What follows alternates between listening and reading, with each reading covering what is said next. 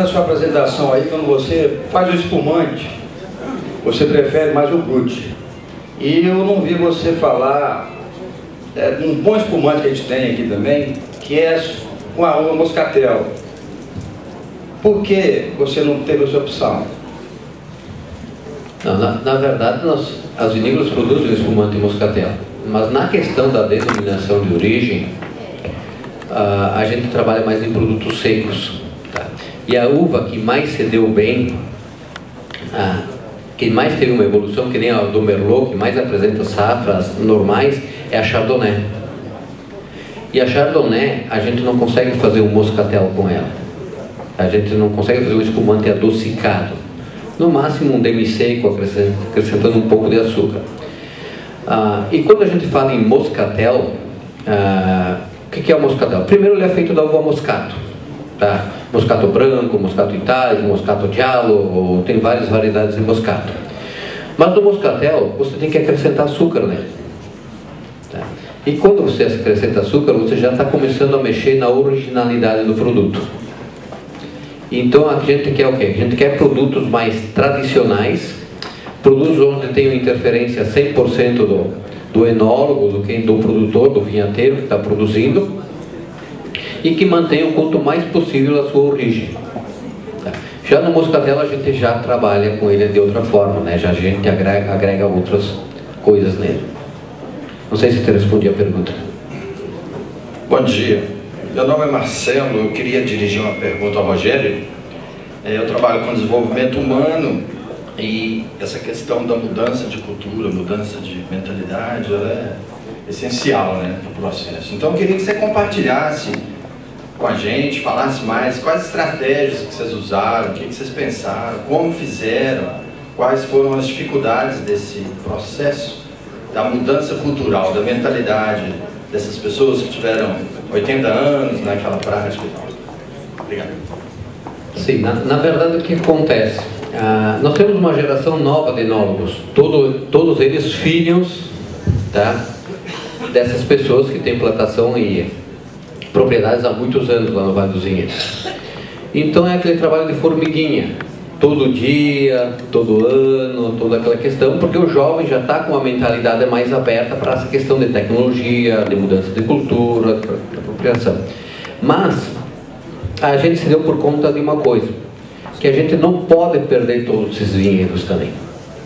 Então parte dos vinhedos mais antigos a gente está estudando uma forma de nós tombarmos eles. Ou seja, que ninguém possa cortá-los, que ninguém possa estirá-los, porque eles fazem parte dessa origem, dessa cultura. O que a gente está incentivando é que se plantem novas áreas nesse método novo de plantação, tá? E que se não se destrua totalmente os antigos. Essa é a ideia. Mas você falou numa questão de cultura, né? Quando todo mundo está ruim, a coisa é mais fácil, porque todo mundo quer crescer, né? Mas imagina que de uns anos para cá, nós tivemos uma fase, na fase de 98 por aí, que se vendeu muito vinho nacional. E as vinícolas cresceram muito. E aí, os agricultores, percebendo que as vinícolas precisavam de uvas, começaram a adotar a lei da oferta e procura. E aí o preço da uva subiu muito. E aí as vinícolas começaram a plantar uvas também. Justamente para evitar esse ágio todo, né, esse valor. E aí, com o passar dos anos, a venda caiu não, teve mais produção de uvas por causa disso, e os produtores começaram a sobrar uva, quem só produz uva. Aí começou uma velha briga entre produtores e vinícolas. E as vinícolas, quando plantaram vinhedos, plantaram já nesse formato novo, em formato de espaldeira, que resultava numa uva de melhor qualidade, que ficou melhor daquela uva que o produtor produzia antes. Então aí que entra agora o trabalho da inveja. E nós italianos somos muito invejosos, né? Então se o meu vizinho plantou um vinhedo de tal forma que a uva dele está melhor do que a minha, com certeza no ano que vem eu vou mudar o meu vinhedo e vou plantar no mesmo formato.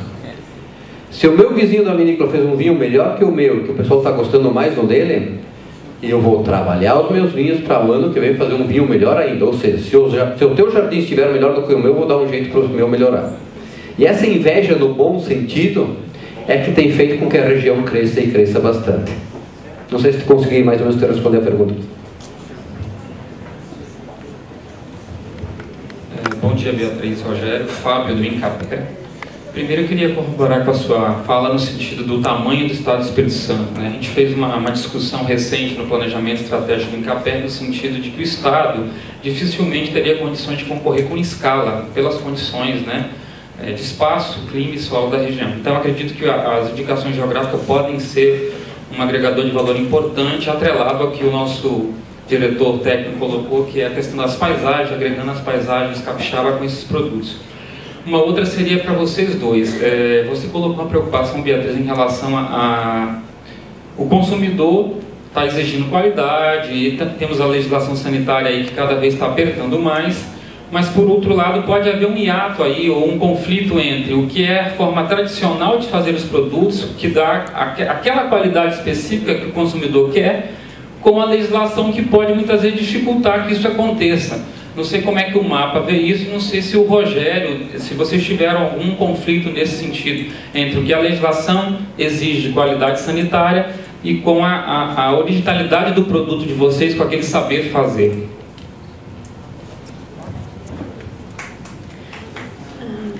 Bom dia, Fábio. Bom dia.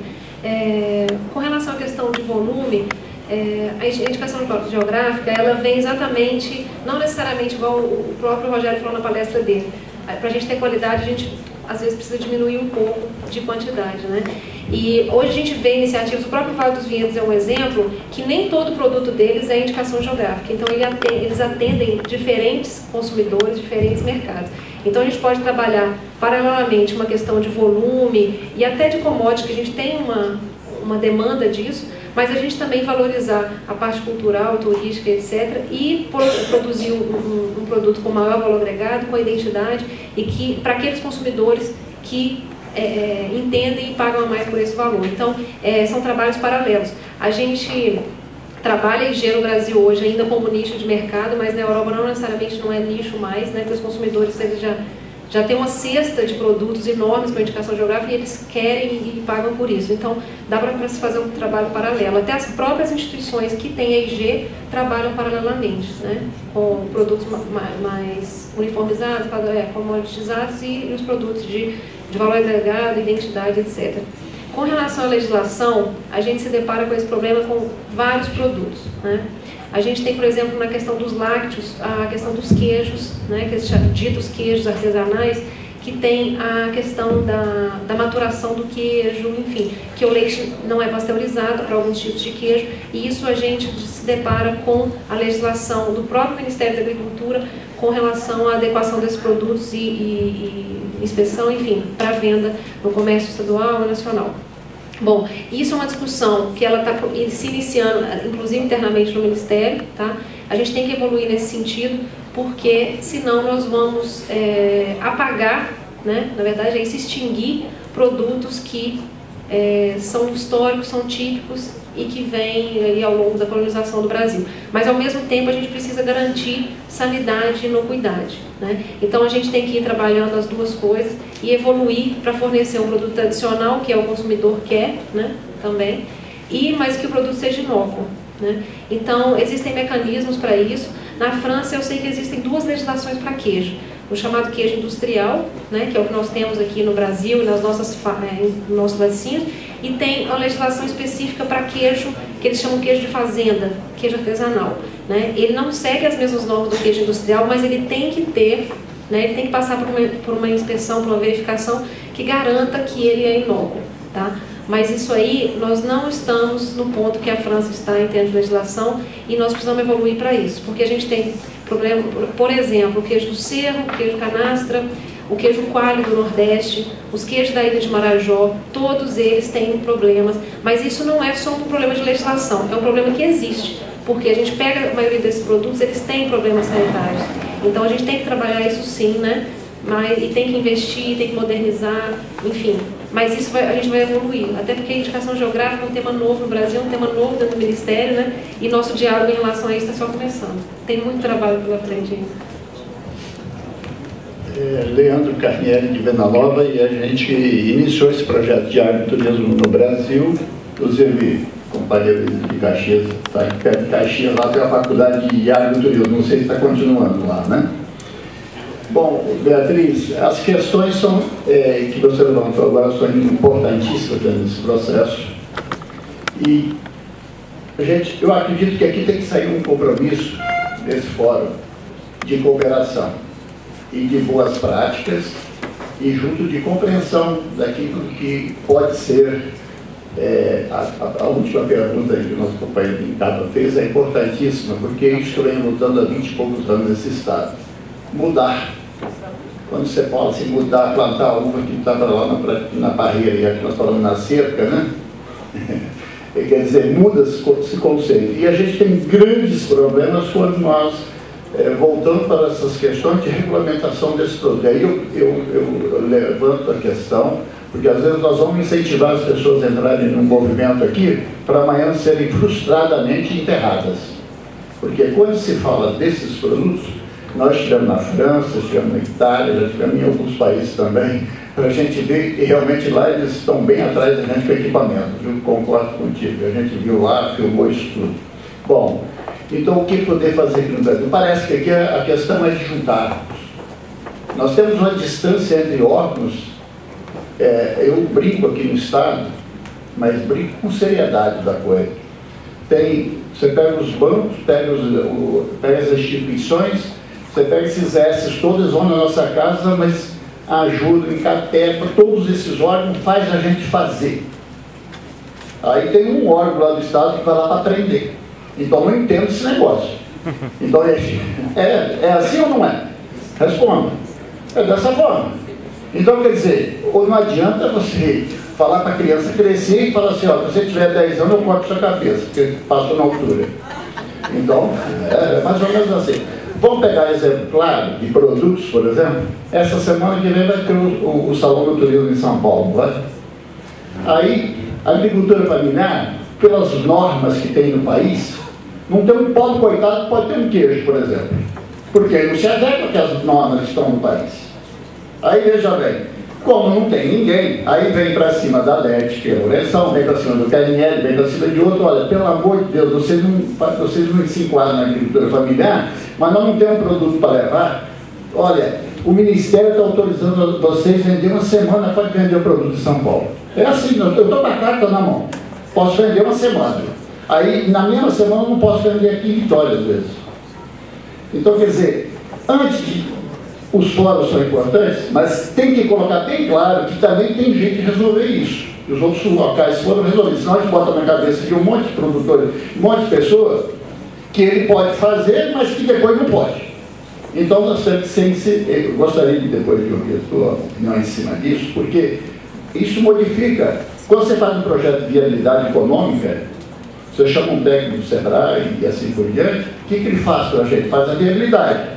Aí o cara, para fazer 100 quilos de socol por semana, manda ele fazer uma construção de 150 mil reais. Será que é viável economicamente vender 10 mil reais por mês aquilo? Então tem que adequar. E é esses parâmetros aí que nós temos que ter condições específicas, claras, bem objetivas, para a gente não ficar enganando mais, porque parece que isso é uma coisa do Brasil, arrumar o jeitinho, né? Tanto é que eu posso vender meu queijo lá em São Paulo essa semana.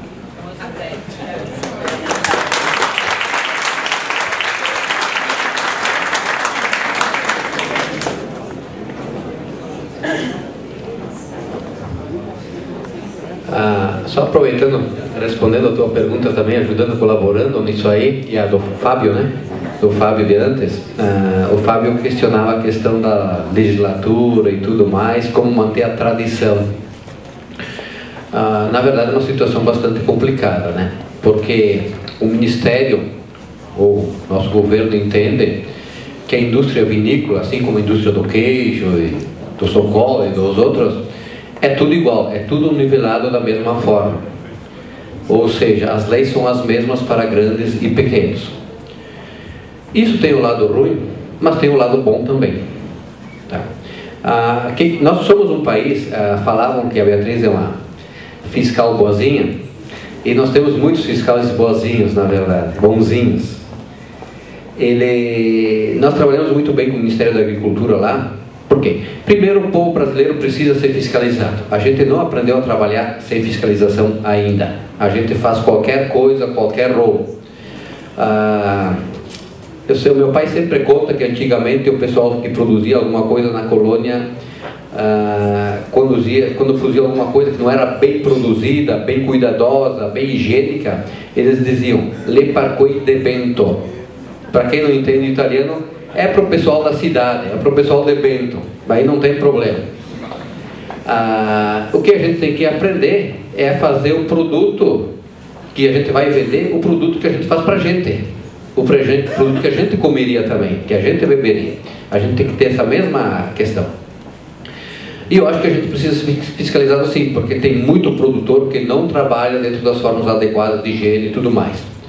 Discordo, e aí nós teríamos que se espelhar em países lá fora, porque aqui a lei é a mesma para pequenos e grandes, lá fora não. Então é difícil para quem vai produzir, no nosso caso 10 mil litros de vinho, e quem produz 1 milhão de litros, a lei é a mesma, o tamanho da sala de engarrafamento é a mesma, o tamanho das pipas é o mesmo, o tipo de chão que tem que ter de piso é o mesmo.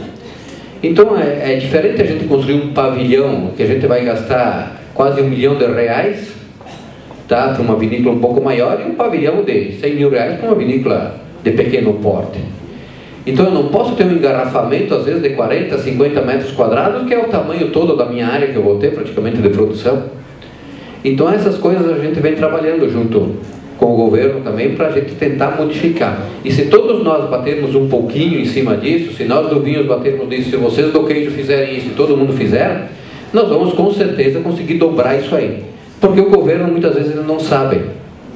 Ou seja, lançaram um selo fiscal agora para o vinho, mas estão completamente perdidos. Eles querem que todo vinho engarrafado tenha selo.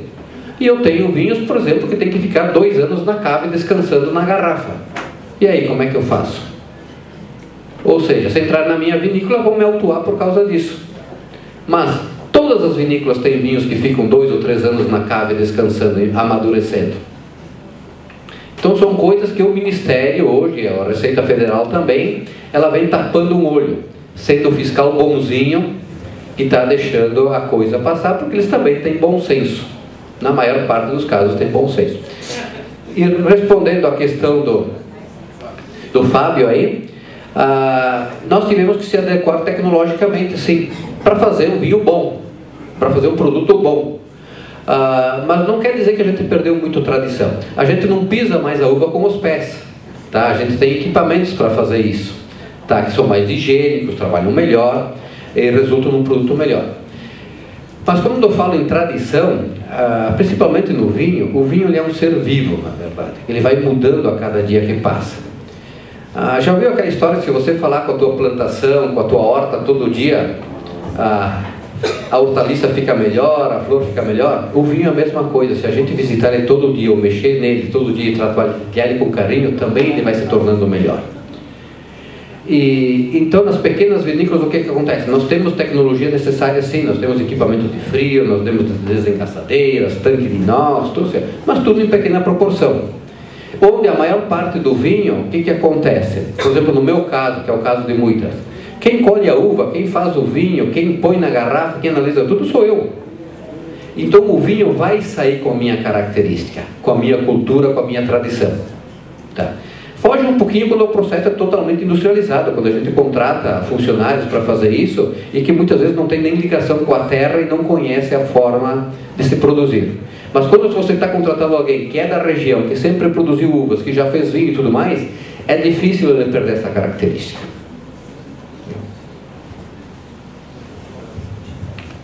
Helder Peixoto. Rogério, uma vez eu pedi um Marco James Pinotês para fechar uma noite lá em Paris. E o garçom falou que o vinho não era brasileiro, queria valorizar o produto da terra. Ele falou que era argentino, de Mendoza. Eu vi a garrafa, realmente estava lá, Pinotês de Marco James, Mendoza, Argentina. Qual a figura de mercado que aconteceu aí, que eu não cheguei a entender até hoje?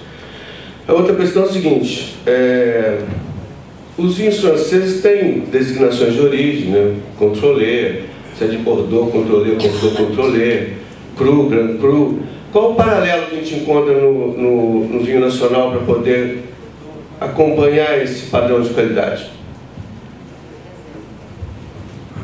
Legal. Bom, questão que você encontrou um vinho Mendonça, Marco Genes, né? O que a Aurora fez em épocas? Isso aí foi alguns anos passados, né? Mais ou menos. Teve época que nós tínhamos falta de produção de vinhos aqui.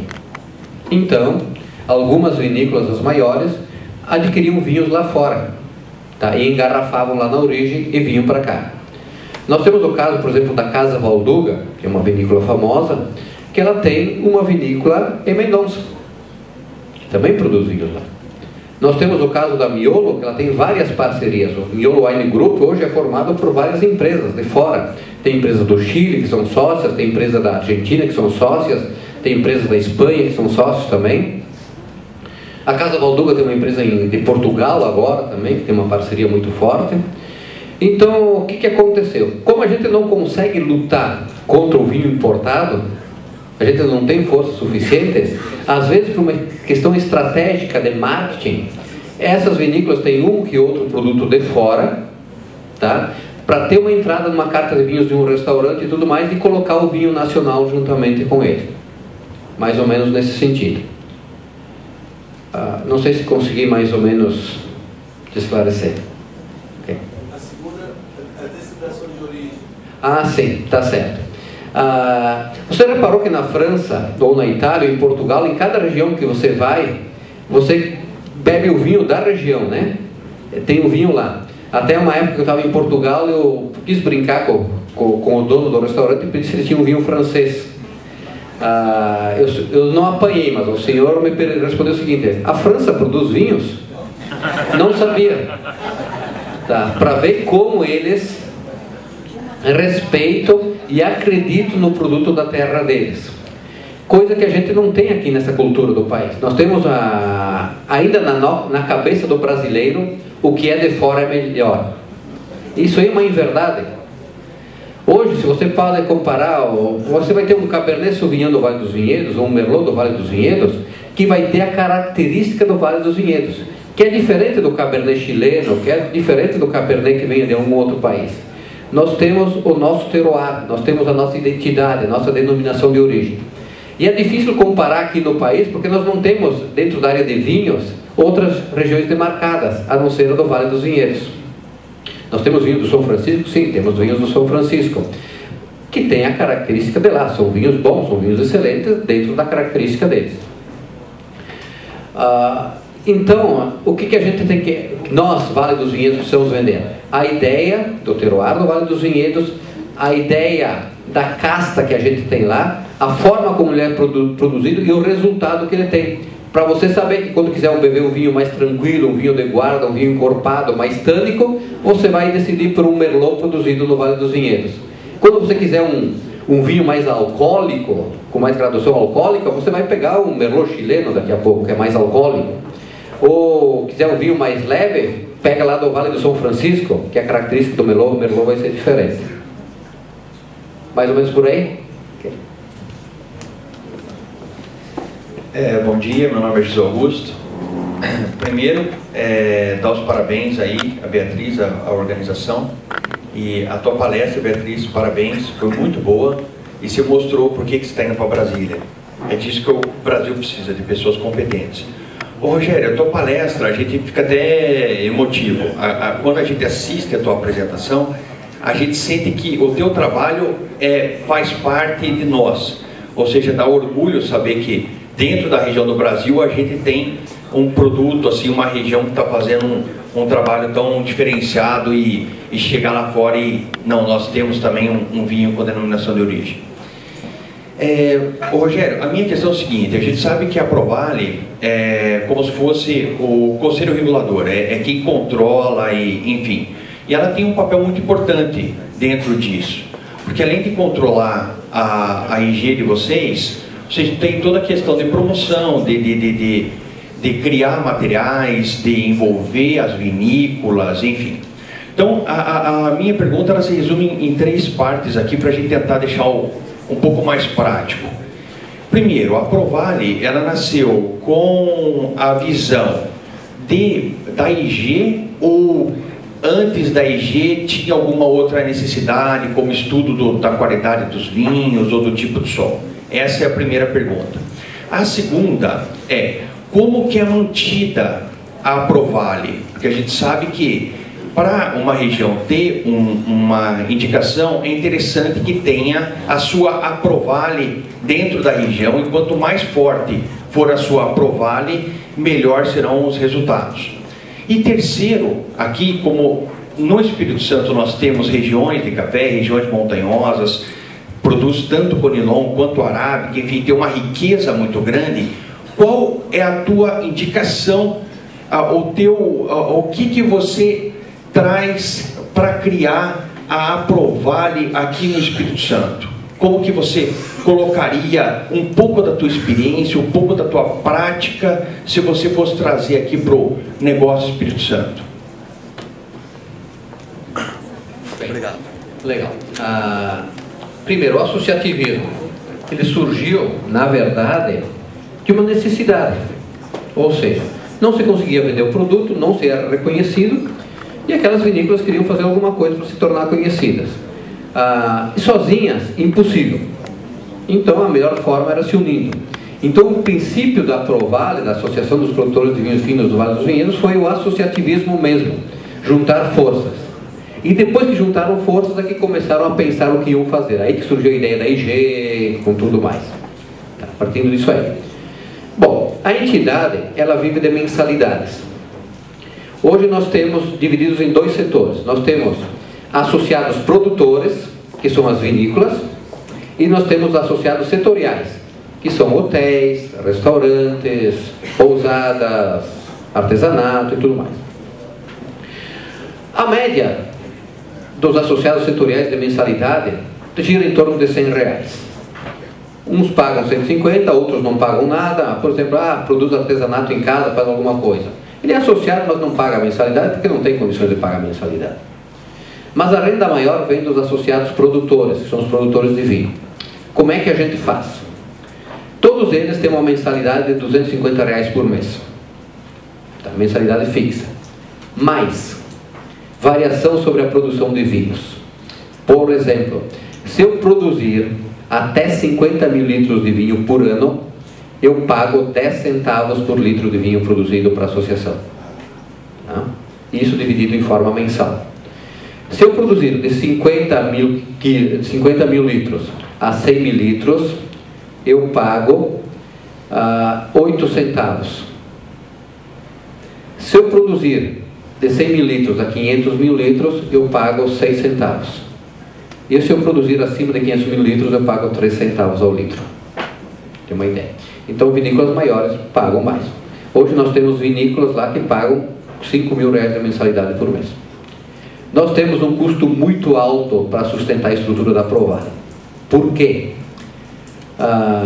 Da mesma forma que eu estou aqui hoje, né, nós temos uma demanda muito grande de pessoas que nos convidam para participar de seminários, palestras, uma série de coisas. E nós temos muita demanda lá, ou seja, estudantes, grupos que vão visitar, grupos de outros países e tudo mais. Então nós precisamos de uma equipe trabalhando. E eu não posso ter uma equipe qualquer, eu preciso ter uma equipe qualificada, uma equipe boa, uma equipe que entenda de vinhos, que entenda da região, que saiba falar outras línguas também, para que possa atender nessa questão toda aí. Então, trabalho em conjunto, na verdade. E hoje nós não temos dinheiro para fazer publicidade, marketing. Todo o marketing que vocês vêm falando da Provale é matéria que a gente consegue de forma fria. Exatamente. E você tinha me pedido qual é o conselho que a gente dá para criar uma Provale, né? Gente, parte da vontade das pessoas. Não tem. Se as pessoas não têm vontade de se unir, se 2 ou 3 não tiverem vontade de se unir e não tomarem a frente, não vai acontecer nunca. Tá? Trabalhar em associativismo é muito difícil. A vontade que a gente tem é chutar o balde. Tá? Vou te dizer o seguinte: ser presidente da Provale é uma coisa que todo mundo quer?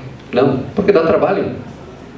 Todo mundo quer ser associado, todo mundo quer colher os benefícios, mas ninguém quer perder 3 dias de trabalho para vir aqui para o Espírito Santo, para fazer uma divulgação para entidades e tudo mais. Ninguém quer fazer essas coisas, né? Hoje a sociedade está muito individualista e é uma coisa que tem que se trabalhar muito.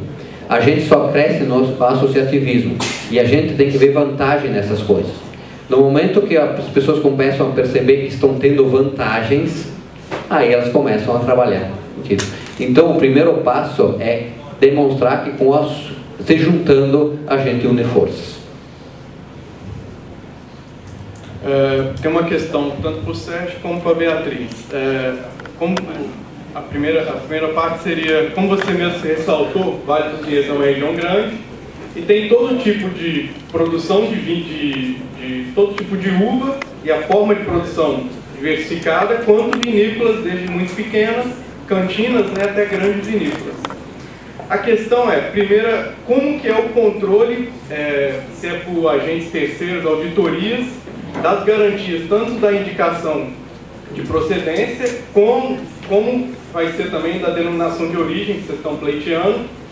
Como que há esse controle para que, por exemplo, a vinícola não compre uva fora, ou a cantina, o produtor seja de fora? Como que é esse controle para garantir que, de fato, aquilo vai ser realmente daquela região e sobre aquelas garantias? E, no caso, para a Beatriz, como que o órgão governamental, como que o MAPA vai fazer essa fiscalização? Porque, por exemplo, os países que têm isso mais solidificado, o próprio governo, ele dá uma garantia, né? Você pega um AOC da França, o governo tem um controle sério para evitar fraude, para evitar que aquilo fuja da procedência. Então, como que vai ficar essa questão, tanto da parte do controle da associação como do governo? Bem, referente ao controle, né? Nós temos um comitê que controla tudo isso, que é um comitê, a gente fala da aprovada, tá? Mas ele não é da aprovada, é um comitê totalmente independente. É um comitê que é formado por técnicos da Embrapa, e isso é um conselho regulador, na verdade, né? Formado por técnicos da Embrapa, enólogos da Associação Brasileira de Enologia, e um representante da aprovada, sempre indicado pela aprovada. E algumas pessoas leigas que a gente convida também. Mas o que acontece lá nos Vales dos Vinhedos? Como é que a denominação de origem? Toda uva, todo vinho que eu vou inscrever, ele tem que ser acompanhado pela nota fiscal de compra da uva. E nessa nota fiscal já tem o produtor e a região de que ele produz. Estou bem tranquilo nessa indicação aí. Mas tem outra coisa, tá? Que funciona muito bem e dá certo. É o vizinho que fiscaliza vizinho. Ou seja, se eu descobrir que o meu vizinho do lado produziu um vinho com denominação de origem e burlou uma nota, burlou alguma coisa, que ele não tem aquela variedade de uva e não tem aquele vinhedo plantado naquele formato, eu vou denunciar. Tá? E aí denuncia. E lá nós temos um agravante. Todo mundo conhece todo mundo. Todo mundo conhece a terra de todo mundo. Então é impossível. Imagina se eu fizer isso, tá? E a associação chegar para mim, Rogério, tu tá fora da associação porque tu burlou isso e aquilo. Você acha que eu vou vender vinho ainda? Eu posso fechar as portas. Posso fechar as portas. A mesma coisa se alguém quiser fazer alguma sacanagem do vinho, seria algum produto ilícito, alguma coisa assim, com certeza vai estar fora da associação e não vai mais vender vinho. Então a autofiscalização funciona muito. Bom, essa pergunta do controle, ela é muito importante porque aqui no Brasil a gente ainda está nessa situação do Conselho Regulador, que é o que o próprio Rogério falou, ele é bem eficaz porque ele envolve várias entidades e se um produtor pisar na bola, os outros têm consequências negativas em relação a isso, então eles têm um autocontrole. Bom, o que hoje tem no Brasil em termos de legislação é a questão do Conselho Regulador, que é o autocontrole mais um controle interno, né? Você não tem uma certificação de terceira parte, né? Diferente hoje que está sendo feito, por exemplo, os produtos orgânicos, mas a gente está se espelhando no que está em vigor para os produtos orgânicos, porque se você também pega e estabelece que todos os produtores têm que sofrer uma fiscalização de terceira, uma certificação de terceira parte, porque os órgãos governamentais, quando a gente tiver um número muito grande, nós não vamos conseguir controlar toda a produção de produtos com indicação geográfica no país. Então a gente acaba fazendo por amostragem ou alguns órgãos optam voluntariamente por ter certificação de terceira parte. Hoje o que a gente tem é o chamado Conselho Regulador que o Rogério falou, que é instituído dentro da associação, e ele é composto por os órgãos da associação de produtores e membros de instituições, tá? E eles fazem esse controle da produção da forma como o Rogério exemplificou no Vale dos Vinhedos. Na França, existe um controle do governo, tá? Que ele credencia certificadores e as certificadoras realizam esse controle. Tá? Agora, se você fala para um pequeno produtor que ele tem que pagar uma certificadora, você começa a tirar pessoas do processo. Né? Então, a gente não pode, eu acho que a gente tem que evoluir para um controle melhor, um melhor controle. Algumas instituições conseguem aplicar isso muito bem, como o caso do Vale dos Vinhedos, outras não tanto, porque precisa de organização e tudo mais.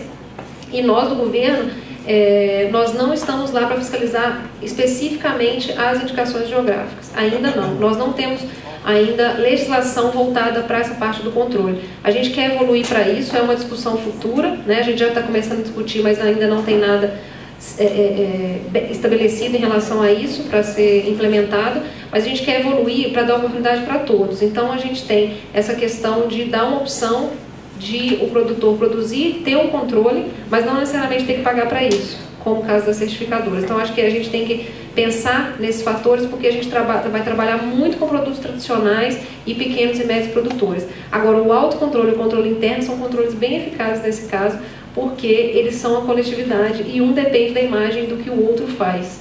Então, é o que acontece na produção orgânica, né? Onde tem os organismos participativos de certificação, você tem enfim, Sara, me salva. O organismo de controle social, exatamente, né? Que você democratiza, né, o controle e o acesso dos produtores à certificação. Então, bom, é isso. E eu acho que voltando só nessa questão da legislação, a criação da coordenação de indicação geográfica no Ministério, ele está trazendo para a discussão interna essa questão da legislação de produtos tradicionais, tá? Só porque a gente estava conversando sobre isso, então é uma mudança de mentalidade também para nós brasileiros, tanto governo, quanto produtores, quanto consumidores, essa questão de haver diferenciação entre produtos tradicionais e produtos industriais. Tá? E a gente está atento a isso dentro do Ministério. Nós estamos discutindo, principalmente porque o queijo é um produto que está mais com dificuldade hoje de registrar no INPI, indicação geográfica, porque não está adequado à legislação brasileira. Tá? E aí, só para poder acalmar um pouco os ânimos, que a gente está nessa discussão ali. Obrigada. Nós gostaríamos de solicitar a compreensão dos convidados e convidadas, que devido ao adiantado da hora, nós estamos restringindo as perguntas.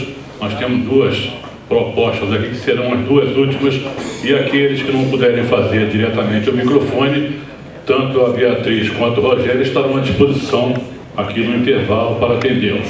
Vamos então à penúltima pergunta.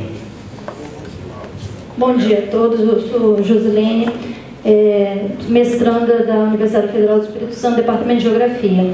A minha intenção aqui é levantar algumas questões, né, para nossa reflexão de uma forma geral acerca desse tema tão rico e que me toca especificamente por ser geógrafa, né? Primeiro, eu queria, a partir da tua experiência, Beatriz, para você essa pergunta, como tem sido a materialização, né, da busca por essas indicações geográficas? Esse movimento ele tem sido por parte das comunidades locais, do pequeno produtor, para com o órgão responsável, né, pela viabilização disso. Por quê? Se for dessa forma, ele vai estar valorizando aqueles que já têm o mínimo de infraestrutura, ou seja, aqueles que já são, de certa forma, dentro do processo produtivo. Por quê? Porque eu estou questionando aqueles que não estão. Tá? Agora, se esse movimento for a partir do Estado, dos órgãos públicos, pressupondo que ele faz um mapeamento inicial daquelas regiões que aparecem nos mapas como áreas relativamente pobres, enfim, com indicadores de pobreza extrema, não seria interessante unir, talvez, o potencial territorial dessas regiões com essa política do governo? Né? Então, essa é uma questão. E a segunda é como é essa conciliação entre o conceito de padronização com a preservação de a preservação de especificidade local, de características de produção local. Por quê? Porque eu entendo que esses dois conceitos eles não são muito compatíveis entre si. Padronização, por quê? Porque está voltado para um mercado mundial, e a garantia do trabalho com características locais, uma vez que esse trabalho, geralmente ele está voltado ao atendimento ao mercado menor, local. Se eu esquecer de alguma coisa que você comentou, você, por favor, me lembre.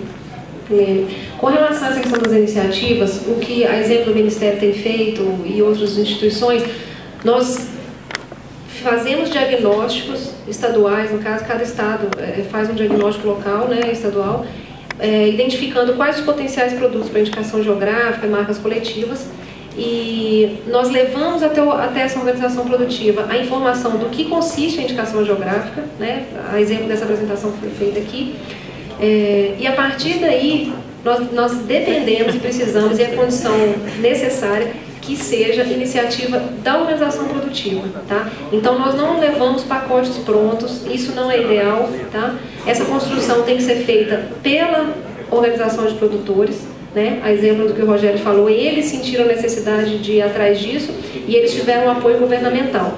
Mas quem toca o processo são os produtores. Isso é importante que fique claro e tudo mais, por quê? Porque depois quem vai gerir a indicação geográfica são eles. Se alguém entrega um pacote para eles pronto no INPI para registrar, depois eles vão ficar com a batata quente na mão, sem saber com o que eles estão tratando. Então, por isso que nós estamos organizados enquanto instituições, para dar suporte a quem se interessar, né? Eu acho que isso é uma primeira questão. A questão, assim, interessante também o seguinte, que nós temos um produto, vamos dar um exemplo aqui como o açaí. O açaí, ele é um produto que faz parte da dieta do pessoal, principalmente do norte do país, né? E é um produto que ele é típico, ele é notório, ele tem história, tradição, e é um produto que ele é acessível à comunidade local. Então, geograficamente, ele está espalhado ali no Amazonas, no Pará como um todo. Mas se ele tivesse restrito a uma pequena região e esses produtores registrarem uma indicação geográfica e isso valorizar muito em termos de preço, você tem um ganho para os produtores, mas você tem um prejuízo para os consumidores locais. Então, até para implantar uma indicação geográfica, a gente tem que pensar muito nesse sentido, né? Até que ponto que você vai trabalhando, você pode ter um benefício de um pequeno grupo, né? E você pode ter também trazer um prejuízo para o resto da comunidade ali local. Então, a indicação geográfica tem que ser muito bem pensada. Seus objetivos, as consequências disso, muito bem trabalhada, tá? Eu não sei, a questão da padronização que você falou, eu entendi muito bem. Padronização que a gente fala de produtos é a questão de você ter uma qualidade, como que fala? Padronizada mesmo, né? Hoje você tem um produto com uma característica, amanhã de outra. Então você não consegue criar um vínculo com o consumidor do que ele vai encontrar quando comprar aquele produto. Então mas essa qualidade que a gente fala é mantendo a questão tradicional que sempre foi feita, né? Mas você tem às vezes na mesma região, mesmo queijo, aí você encontra ele pequeno, você encontra ele grande, às vezes você vai comprar, ele tá, sabe, essa questão de tá diferente a cada vez que você vai comprar. Então a padronização mais ou menos de você ter uma oferta de um produto semelhante ao longo do tempo, nesse sentido que a gente fala, mas mantendo as características tradicionais. Neuzedino Assis, Federação da Agricultura e Senar. A primeira pergunta seria para a Beatriz, mas praticamente ela está respondida. Os últimos questionamentos focaram muito assim, no Estado do Espírito Santo, como seria o nosso caminhamento, né? E, então eu já assimilei que as associações, ou seja, os grupos organizados é que vão ter que definir dentro de determinados padrões, depois partir para o INPI, e o Ministério acompanhar a distância, né? Então, acho que está respondido. Aí vamos para outra parte, então. Eu conheço lá a vinícola de vocês, estão de parabéns. Aliás, o Brasil está muito bem em vinhos. Infelizmente, ainda está com um custo muito elevado comparado com os custos dos outros vinhos que estão entrando no país, né? Você falou, num determinado momento, que está havendo uma redução da área, né? E falou num quesito que seria a questão da altitude. 400 metros quadrados, 400 metros de altitude. Então, assim, qual a dificuldade que vocês estão encontrando ou irão encontrar para poder superar esse obstáculo, em termos de definir melhor a região e diminuir o tamanho da região. Obstáculo em relação a pessoas que estão abaixo dessa altitude, né? Sim. Na verdade, as pessoas que estão abaixo dessa altitude, elas vão continuar produzindo uvas e as vinícolas vão continuar comprando. Porque nem todos os vinhos produzidos no Vale dos Vinhedos terão DO. E nem todos os vinhos de uma vinícola têm DO. Então é muito variável. É mais a questão do Merlot mesmo como variedade típica. Mas nós temos um problema lá, e é um problema sério, porque a área foi delimitada a 72 km². Então, se houver muita demanda, nós não teremos produção suficiente. E aí que começa a valer a lei da oferta e procura, né? Onde o preço do vinho vai subir justamente por não termos condições de atender toda a demanda. Você fala em preço dos vinhos, né? Os vinhos mais baratos, os vinhos mais caros, tudo mais. O nosso custo de produção é muito alto aqui no Brasil. O nosso custo de compra de insumos é muito alto. Para você ter uma ideia, uma uva no Chile, um Cabernet, o pessoal tem pago na média de 35 centavos o quilo. Nós pagamos este ano um Cabernet de boa qualidade a R$2 ao quilo. Tá, isso já dá uma diferença grande. A nossa garrafa custa muito caro. A nossa rolha entra com uma tributação muito alta. E toda a carga tributária está sendo impossível da gente trabalhar. Nós temos um problema hoje, por exemplo, todas as vinícolas fazem venda direta ao consumidor. Tá? É o senhor que nos liga, que encomenda 2 caixinhas de vinho e a vinícola despacha o produto. Hoje tem um convênio entre estados. Por exemplo, se eu despachar um vinho para a Bahia, antes eu emitia a minha nota na vinícola e despachava o vinho tranquilo. Hoje o que eu tenho que fazer? Na entrada da Bahia eu tenho que recolher substituição tributária também para o consumidor final. Ou seja, o ICMS na Bahia está 25%. O nosso lá está 17%. Nós temos uma diferença de 8%. Só que o governo considera um ICMS produzido padrão Brasil, que é 7%. Então eu pago 17% lá para o meu estado e pago mais 18% para entrar na Bahia. Antes de entrar eu tenho que recolher isso. Então o preço do vinho encarece muito nessa questão. E as importadoras, como elas têm lojas espalhadas, elas não pagam isso. Elas fogem dessa questão aí. Então, cada vez mais, nós estamos sendo sacrificados no nosso produto.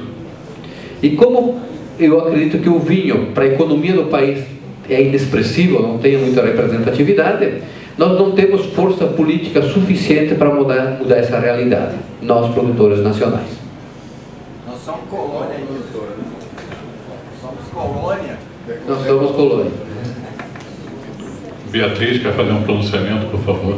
Eu só gostaria de... A gente estava levantando essa questão de como começar a trabalhar no Estado.